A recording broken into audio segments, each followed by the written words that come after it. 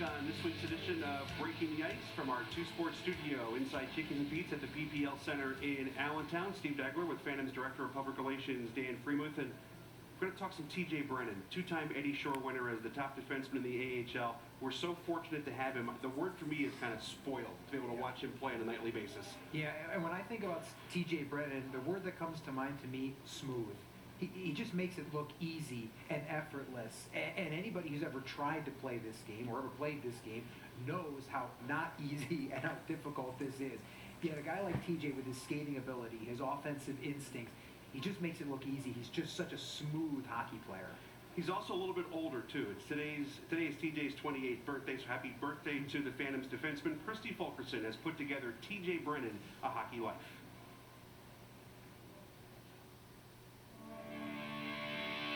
T.J. Brennan. Brennan in deep score. Cross ice, Brennan. Hit the crossbar, score. Brennan with a shot, he scores. T.J.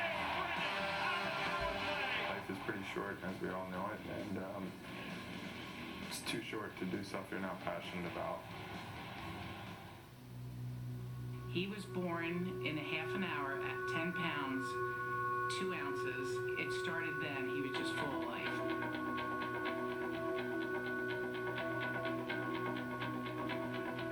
Terry was the kid that when he got home from school, he would start calling me at work and home every 15 minutes.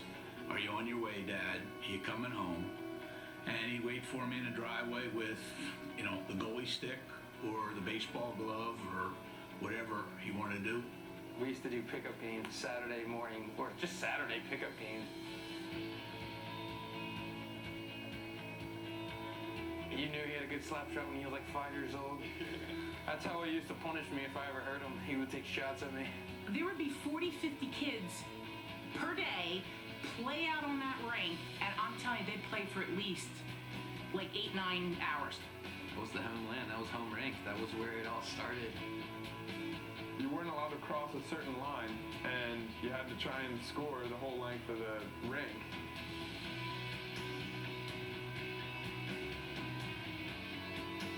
He's in for Lindros, just 20 seconds remaining in the power play. Niederman to Lindros, one-timer, score! The Flyers were obviously really good when I was growing up, through 97, 96, 97, and just the way that people loved the Flyers and the way they spoke about certain players. I just remember specifically there was a difference when people would talk about Eric Lindros, like how influential he was and how much this guy affected people, and I wanted to be that kind of influence on people.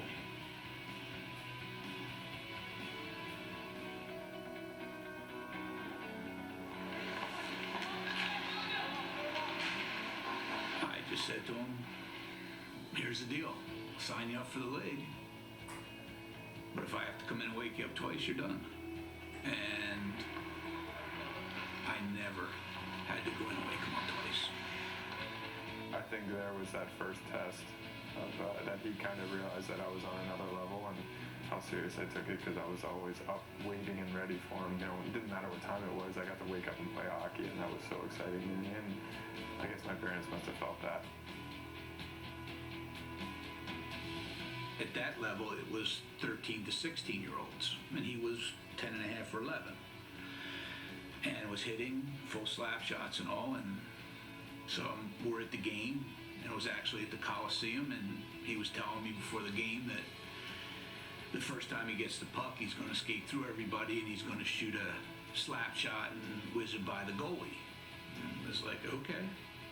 He's coming up with the puck when he's on the ice, and I'm just standing along the boards like I always did, and I see him winding up for the slap shot. All of a sudden, nowhere comes this big kid, just flattened him. As fate would have it, my dad was the one standing right over the glass where I got hit. It was like it was set up like that, but it's just funny how you think things are going to happen and the way they actually do, and how that continuously keeps working out. It teaches you perseverance and how to learn how to adapt, and forces you to grow.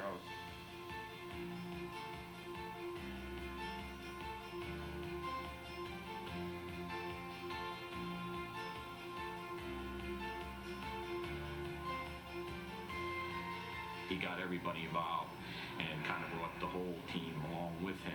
I mean, that's what basically the high school deal was all about, was just being able to play with his friends. And he didn't want to outshine. I don't think he just didn't want to outshine his friends, at that point. He just wanted to fit in, and they needed a goal, but they didn't need him to go end to end every time, when he could have.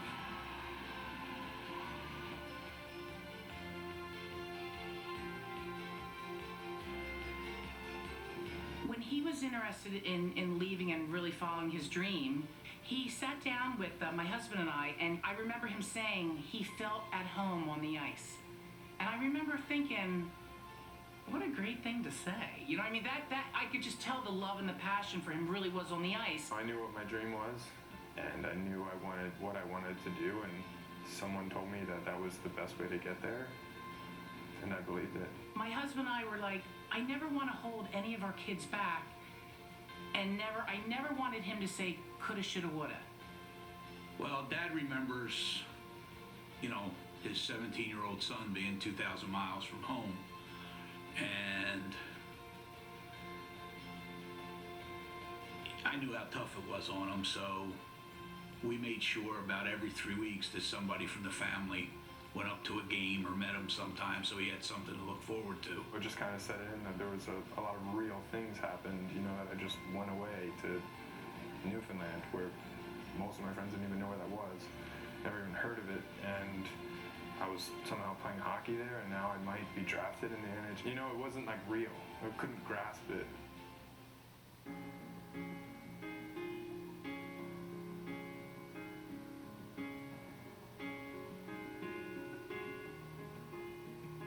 I always knew there was something special about him that way, athletically, but,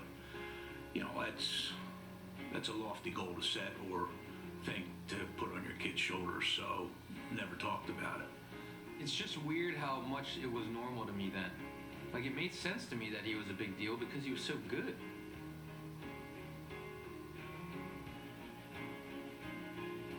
Scoring my first NHL goal was kind of just like unfathomable. The attacking zone one.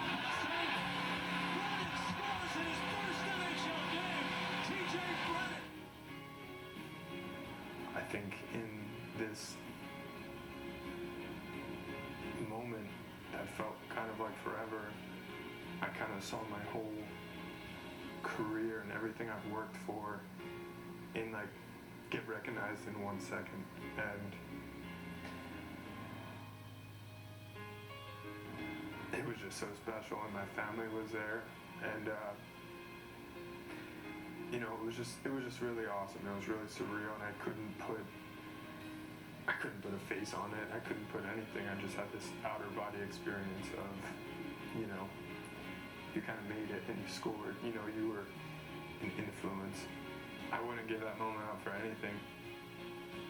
Those moments we seek of hard work and that reward that comes from hard work and doing the little things. We always talk about those moments, which I'm proud of. It's not just we don't. He's never just doing it for the celebration. He's doing it for the journey for sure.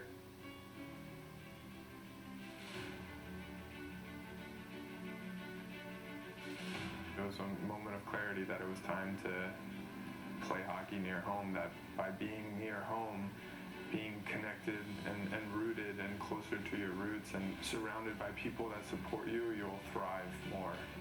As a kid, I grew up loving the Flyers, and why wouldn't I want to play for them? Because I think that's where the passion would show the most, and that's where I could focus all my energy, and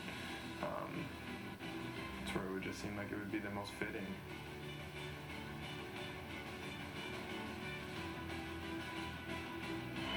TJ Brennan now by himself in third place in goals scored in AHL history by a defenseman. The things that he's done in this league are amazing.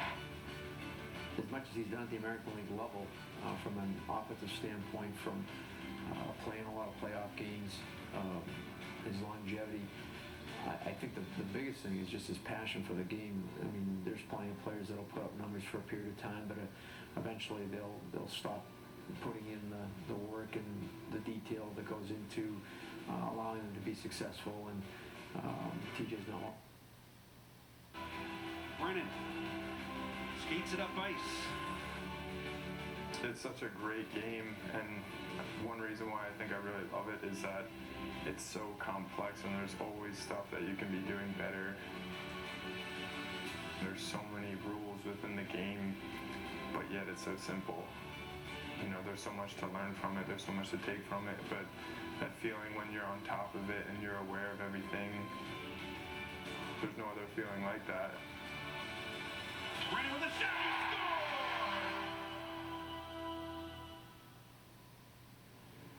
Christy, thank you very much. Also, thanks to Comcast for helping us gather some video for that piece as well. And Dan, I think it's safe to say the South Jersey kid, Terrence James Brennan, it's been a very good hockey life that still has a long way to go.